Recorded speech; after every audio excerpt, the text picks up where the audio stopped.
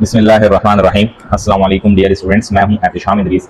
आज बेटा मैं आपसे फिजिक्स की डेफिनेशन और उसकी क्लासिफिकेशन के हवाले से कुछ बातें डिस्कस करूंगा। तो सबसे पहले हम बात करेंगे फिजिक्स की डेफिनेशन से।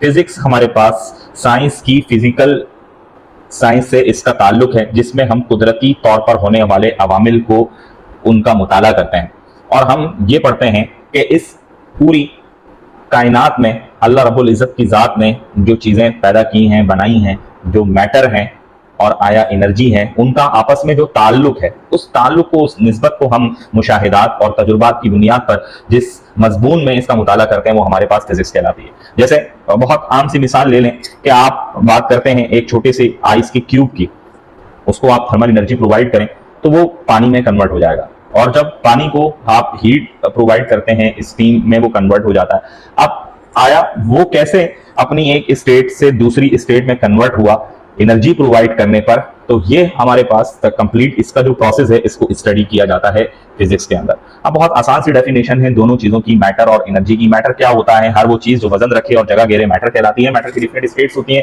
Solid, liquid, gas, plasma, box, Einstein, condensate state of matter, जिनको हम केमिस्ट्री में डिस्कस कर चुके हैं अपने प्रीवियस लेक्चर में। और इसी तरीके से जो एनर्जी है वो क्या चीज है? Ability to do work is called energy. कोई भी काम करने की सलाहियत एनर्जी कहलाती है। अब फिजिक्स में वर्क का मतलब क्या है? कि किसी बॉडी पर फोर्स लगाओ और वो डिस्प्लेसमेंट पे करे, ये हमारे पास फिजिक्स में कहलाता है वर्क है। अब बहुत सारी एग्जाम्पल्स हैं हमारे पास, मैंने आपको कंप्लीट बता दिया कि फिजिक्स हम अपनी लाइफ के अंदर जो भी बॉडी आया वो मैटर है, सही है, उसके ऊपर एनर्जी का कोई भी इंटरेक्शन है उसको हम स्टडी करते हैं। जैसे हम मेटल्स की बात करते हैं, मेटल्स इलेक्ट्रिसिटी को कंडक्ट करते हैं। अब जब फ्लो ऑफ इलेक्ट्रॉन्स हो तो इलेक्ट्रिसिटी कंडक्ट होती है। अब कैसे किसी भी मैटर के अंदर से आपके पास फ्लो ऑफ इलेक्ट्रॉन्स हो और इलेक्ट्रिसिटी प्रोड्यूस होती है। इलेक्ट्रिसिटी आपको पता है द फॉर्म ऑफ एनर्जी, और वो इलेक्ट्रिकल एनर्जी को आप यूटिलाइज करते हो अपने घर के अप्लायंसेस को चलाने के लिए। आप पंखा चला रहे हैं, वो कन्वर्ट हो रही है मैकेनिकल एनर्जी में।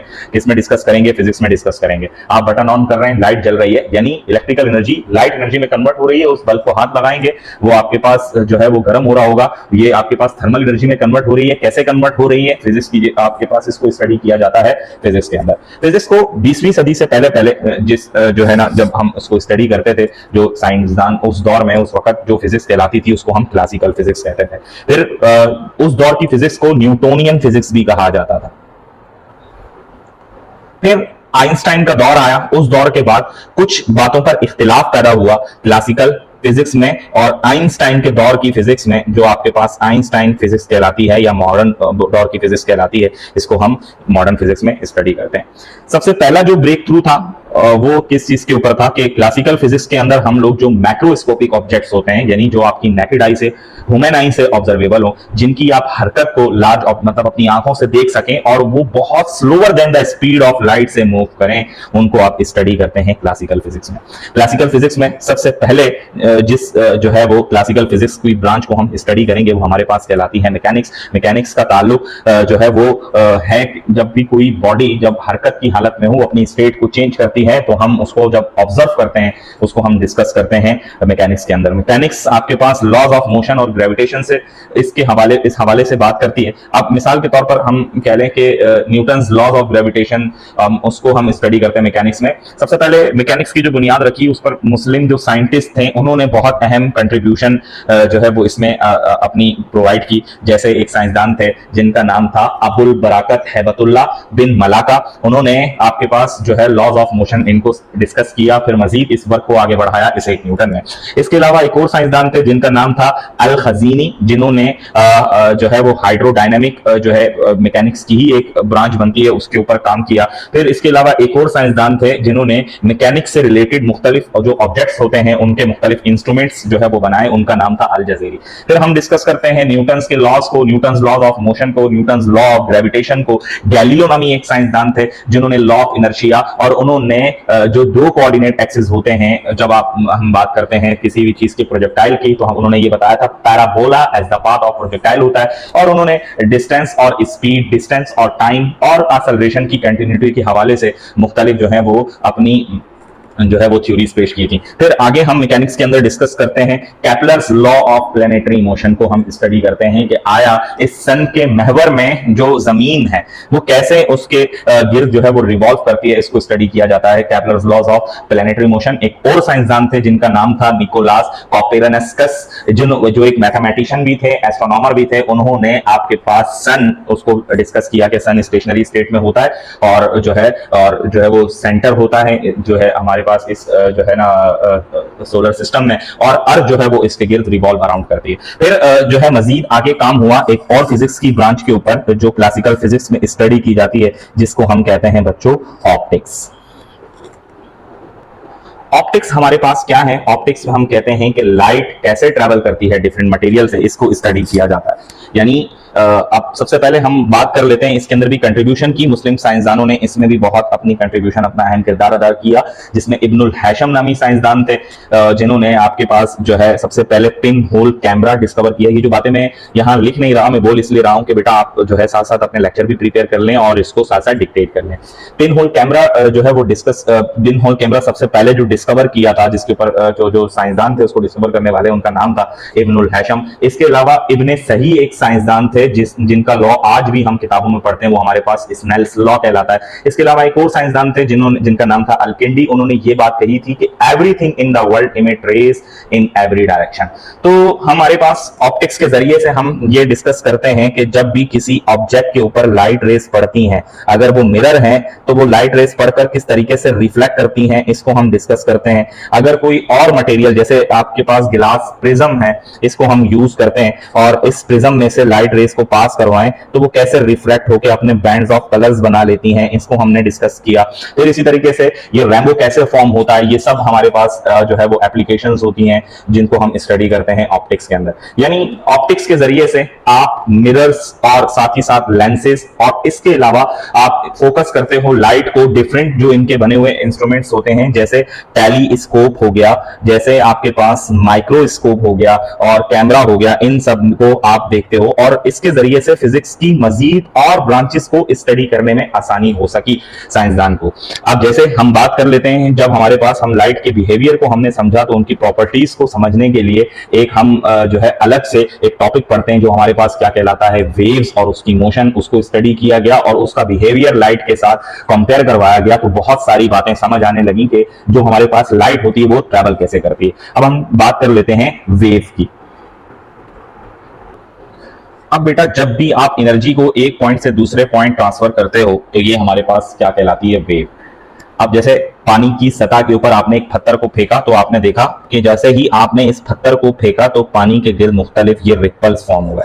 तो ये आपके पास जो मौजें जो फॉर्म होती हैं ये एनर्जी ट्रांसफर होती है एक पॉइंट से दूसरे पॉइंट, जो हमारे पास वेव कहलाती है।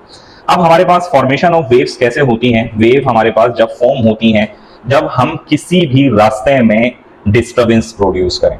यानी आपके पास एक धागा है, रोप है एक लंबी सी, ठीक है, उसको आप जो है मूव करवाते हो अप एंड डाउन, या फिर एक स्लिंकी स्प्रिंग ले लें ये, और इसी तरीके से रिपल टैंक्स होते हैं, ये डिफरेंट इसकी एग्जांपल्स होती हैं वेव मोशन की। जैसे हम कह लें कि आप किसी भी जो है रास्ते में जो आप डिस्टर्बेंस कॉज करते हो उस वजह से आपके पास वेव मोशन प्रोड्यूस होती है। अब वेव आपके पास दो तरह की होती हैं, ठीक है, एक आपके पास कहलाती हैं मैकेनिकल वेव्स और एक आपके पास कहलाती हैं इलेक्ट्रोमैग्नेटिक वेव्स। एक मैकेनिकल कहलाती हैं और एक आपके पास क्या कहलाती हैं? Electromagnetic waves. अच्छा, अब इन दोनों में क्या फर्क है? ऐसी वेव्स जिनको ट्रैवल करने के लिए मीडियम रिक्वायर्ड हो वो हमारे पास कहलाती हैं मैकेनिकल। ऐसी वेव्स जिनको ट्रैवल करने के लिए मीडियम रिक्वायर्ड ना हो ये हमारे पास कहलाती हैं इलेक्ट्रोमैग्नेटिक। मैकेनिकल वेव्स दो तरह से ट्रैवल करती हैं। एक हमारे पास उनकी ट्रैवल करने का जो तरीका होता है वो आपके पास जो है ना, उनकी जो वेव मोशन होती है वो दो तरह से कर सकती हैं। एक उनकी कहलाती है ट्रांसवर्स और सेकेंड आपके पास कहलाती है लॉन्गिट्यूडनल।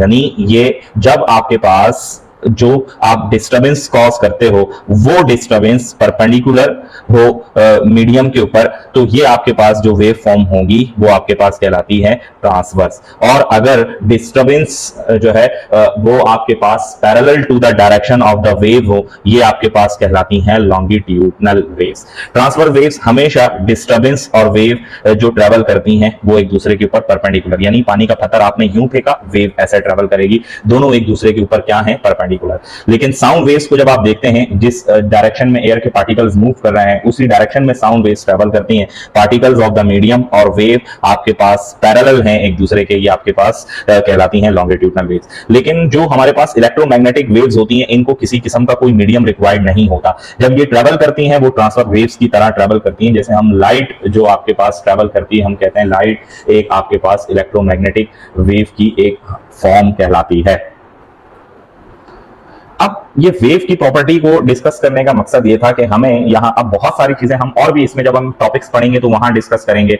आपके पास बहुत सारी चीजें हैं डिस्कस करने के लिए। यानी वेव मोशन को डिस्कस करने की वजह ये थी कि हम लाइट की नेचर को समझने की कोशिश कर रहे थे एक तरह से, कि लाइट हमारे पास कैसे ट्रेवल करती है और हमारे पास ये वेव मोशन या वाइब्रेटरी मोशन क्या होता है और इसकी जो एप्लीकेशंस हैं उसको कहाँ कैसे यूज किया जाता है, ये एक टॉपिक है, इसलिए मैंने थोड़ा सा आपसे वेव को डिस्कस किया।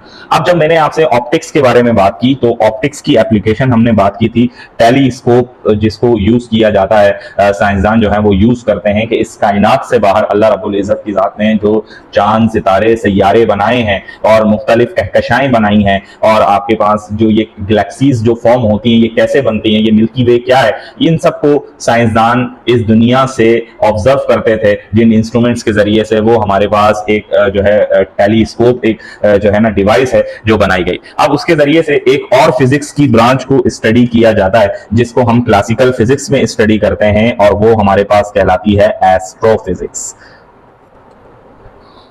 अब एस्ट्रोफिजिक्स को भी तीन तरीके से आप स्टडी करते हो। यानी एस्ट्रोफिजिक्स में पहली चीज क्या स्टडी की जाती है, एस्ट्रोनॉमी।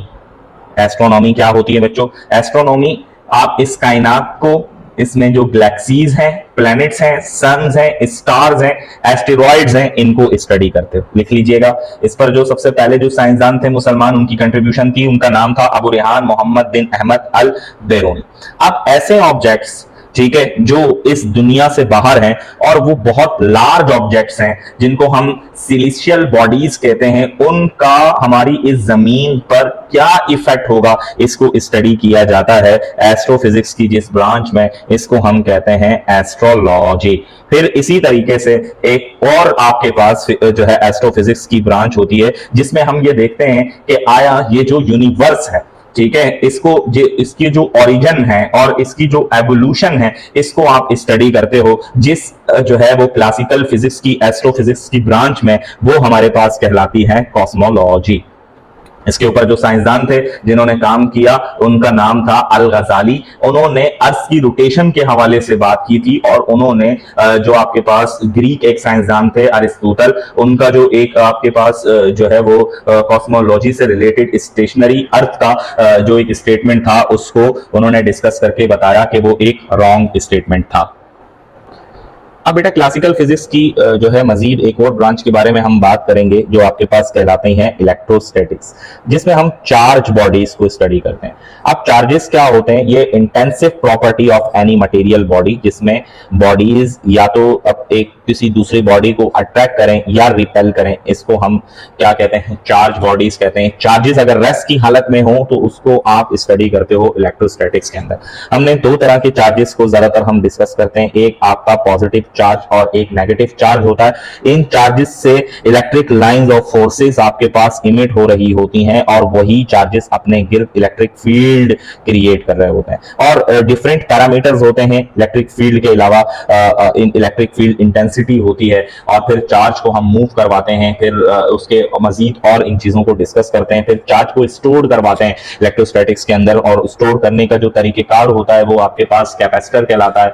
ठीक है, कितनी उस कैपेसिटर की चार्ज को स्टोर करने की कैपेबिलिटी है वो आपके पास कैपेसिटेंस ऑफ द कैपेसिटर कहलाता है, जो हम इन सब में डिस्कस करते हैं।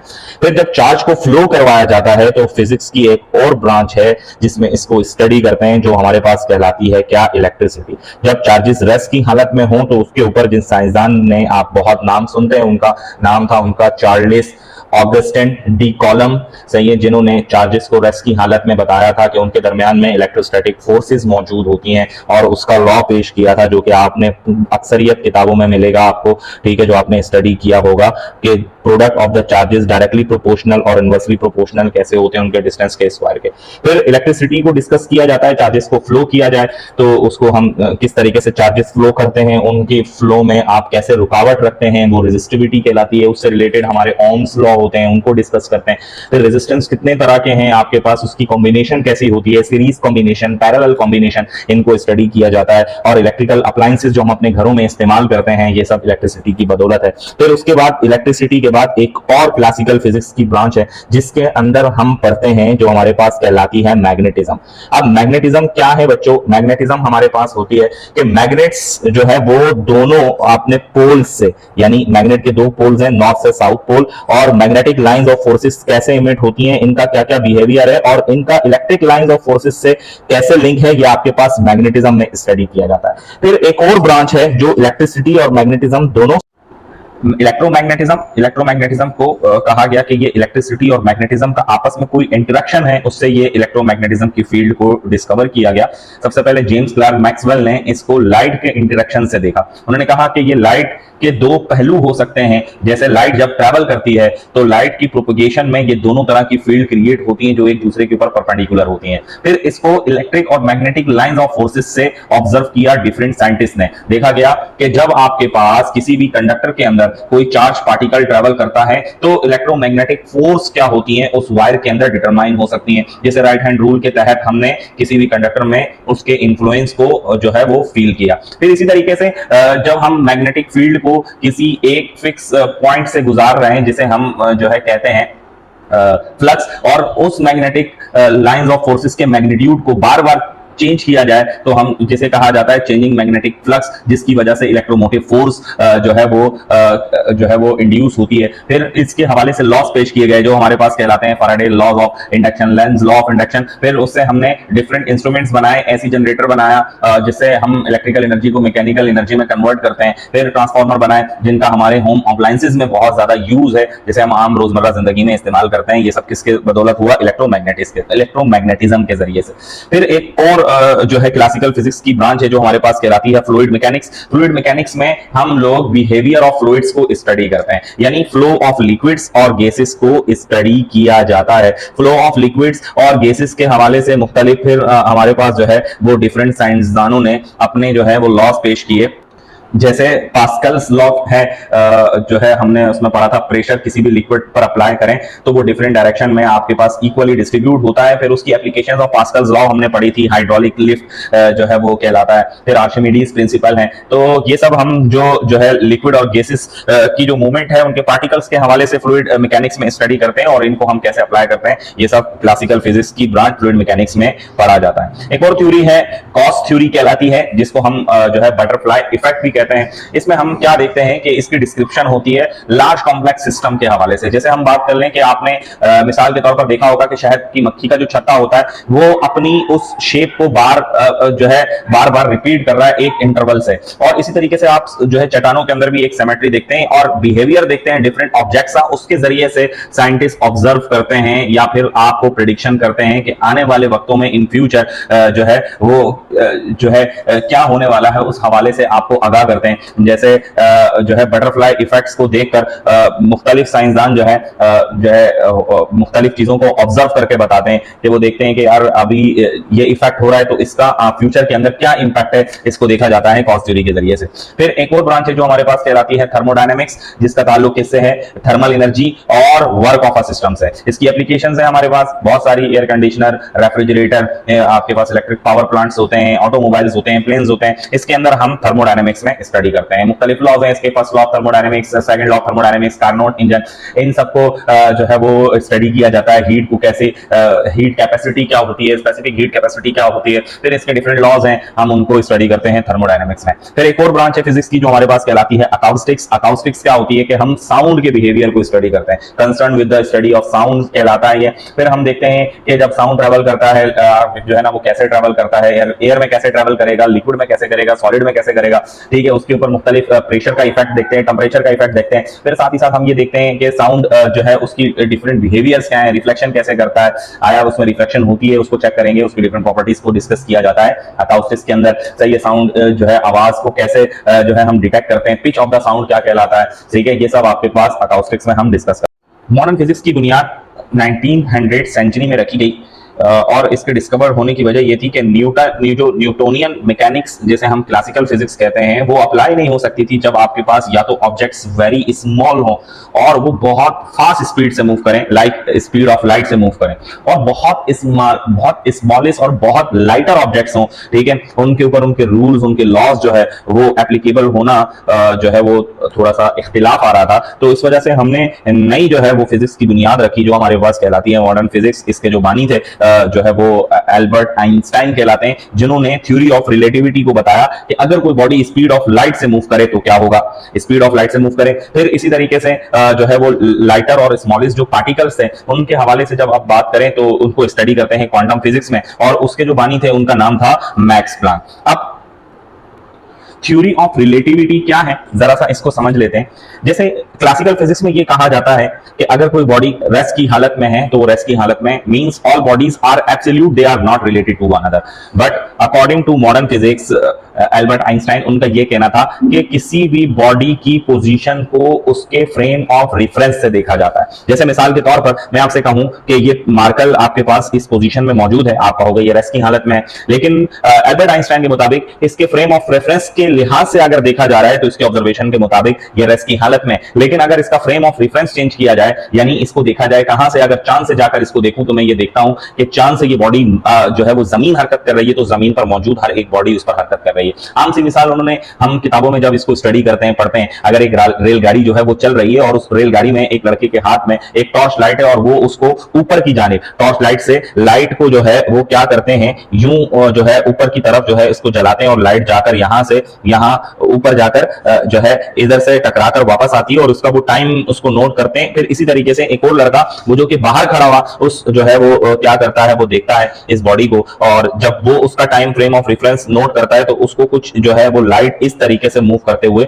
नजर आएगी, जब यहां से यहां और यहां से यहां। यानी इसमें बहुत सारी बातें हैं कि अगर कोई बॉडी स्पीड ऑफ लाइट से मूव करती है तो हम कहते हैं कि लाइट स्टेशनरी हो जाती है। फिर इसके लॉज जो है वो आपके पास जब हम इनको पढ़ते हैं कि तमाम ऑब्जर्वर के लिए आइडेंटिकल होते हैं फ्रेम ऑफ रेफरेंस के लिहाज से। तो ये बहुत सारी बातें थी थ्योरी ऑफ रिलेटिविटी की। फिर हम बात करते हैं कि अगर फ्रेम ऑफ रेफरेंस चेंज हो जाए, अगर कोई बॉडी स्पीड ऑफ लाइट से मूव करे तो उसके लिए टाइम क्या हो जाएगा, टाइम की डायलेशन पर बात करते हैं, लेंथ की कॉन्ट्रैक्शन पर बात करते हैं। इसी तरीके से ये थ्योरी ऑफ रिलेटिविटी दो हिस्सों में डिवाइड की जाती है। एक हमारे पास कहलाती है स्पेशल रिलेटिविटी और एक आपके पास कहलाती है जनरल रिलेटिविटी। अभी जो मैंने आपको समझाई ये आपके पास स्पेशल रिलेटिविटी थी जो कि उन्होंने पेश की कब, 1905 में, और आपके पास जो है जो जनरल रिलेटिविटी थी ये इन्होंने 1915 में पेश की, जिसमें उनका ये कहना था कि ये जो जमीन जिस सोलर सिस्टम पे मूव करती है और देखा जाए कि ये जो आपका सूरज है ये इस तरीके से, जैसे मिसाल के तौर पर आप समझें कि एक बहुत बड़ा सा कपड़ा है जिसको हम फैब्रिक का नाम देते हैं, उनके हिसाब से देखा जाए तो ये जो सूरज है, ठीक है, ये इसका सेंटर है, और जैसे हम एक कपड़े के अंदर एक बड़ी सी बॉल को डाल दें और उसके गिर्द बहुत सारे कंचों को फेंका जाए और वो कांस्टेंट वेलोसिटी से उसके गिर्द मूव करते हैं, तो उन्होंने इस तरीके से जनरल रिलेटिविटी को रखकर समझाया और बताया कि जो है थ्योरी ऑफ ग्रेविटी के हवाले से उन्होंने बात की और कुछ चीजें उन्होंने बताई कि जो इनविजिबल फोर्स है जो अट्रैक्ट करती है ऑब्जेक्ट को एक दूसरे से। ग्रेविटी के हवाले से उन्होंने कहा कि स्पेस के अंदर जो है इसकी वजह से कर्व प्रोड्यूस होता है और जो ऑब्जेक्ट्स हमें जिस पोजीशन पर नजर आते हैं असल में वो सन की जो है वो बैक साइड पर मौजूद है। अब इसमें बहुत सारी बातें उन्होंने डिस्कस की जो हम जनरल रिलेटिविटी के अंदर स्टडी करते हैं। फिर हम बहुत स्मॉलेस्ट और बहुत लाइटर पार्टिकल पर चले जाते हैं, उनकी मूवमेंट के हवाले से बात करते हैं। इसको पढ़ा जाता है क्वांटम फिजिक्स में, मैक्स प्लैंक इनके बानी थे। फिर इसके हवाले से जो पार्टिकल, जब आपके पास बहुत स्मॉलेस्ट और जो है बहुत लाइटर पार्टिकल हो तो उनके साथ एक वेव क्रिएट होती है, उसका फॉर्मूला डिराइव किया था, जैसा ये जिस साइंसदान ने, उनका नाम था श्रोडिंगर। फिर इसके हवाले से हमने जो क्वांटम फिजिक्स है उसको भी मजीद ब्रांचेस में डिवाइड कर दिया गया। जैसे मिसाल के तौर पर क्वांटम फिजिक्स के अंदर आप पढ़ते हो सबसे पहले अगर आप एटम को डिस्कस कर रहे हो तो ये आपके पास कहलाती है एटॉमिक फिजिक्स।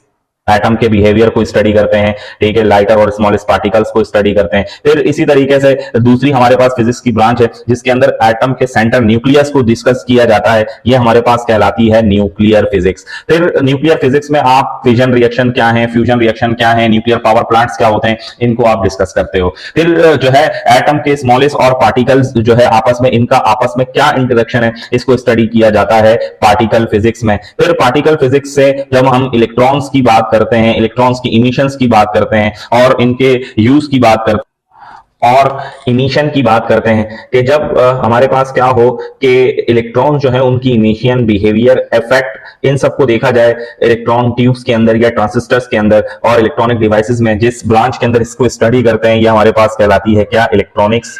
हमारे घरों में बहुत ज्यादा इसके अप्लायंसेस भी इस्तेमाल किए जाते हैं और इससे हमने एक न्यू जो है इसकी जो एप्लीकेशन है उसके अंदर क्या है कि हम लोग आजकल होम अप्लायंसेस में कंप्यूटर आईटी बहुत ज्यादा इसको जो है वो स्टूडेंट्स जो है आजकल के दौर में इसके ऊपर वर्क करते हैं, काम करते हैं। मोबाइल टेक्नोलॉजी है, ये जो न्यू डिस्कवरीज हैं ये मजीद होने लगी। इन सारी जो फिजिक्स की, जो क्वांटम फिजिक्स की ब्रांचेस थी जिस पर हम एटॉमिक लेवल पर, सब एटॉमिक लेवल पर जब हम काम करते हैं तो इनको यहां डिस्कस किया जाता है। अब जो कुछ अब तक डिस्कवर हो गया, जो भी हम क्लासिकल फिजिक्स में स्टडी करते हैं या हम मॉडर्न फिजिक्स में स्टडी करते हैं, ये फिजिक्स का सिर्फ वो 5% पार्ट है जो इंसान अब तक समझ सका। जब से ये कायनात बनी है वक्त से लेकर अब तक जो कुछ हम पढ़ रहे हैं, जो लॉज हमने पेश किए, ये सिर्फ वो 5% है।